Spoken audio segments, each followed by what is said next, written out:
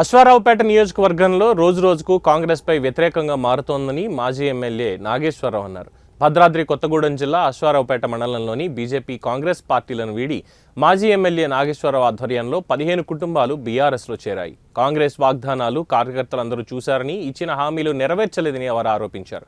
SC ST బీసీలకు BRS ప్రభుత్వంలో న్యాయం జరిగిందని, అందుకే బీఆర్ఎస్లో చేరుతున్నారని తెలిపారు.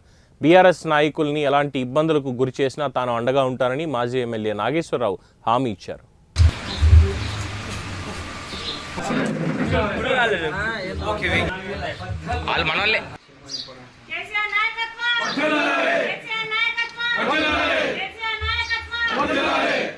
మరి కాంగ్రెస్ ప్రభుత్వం చేసే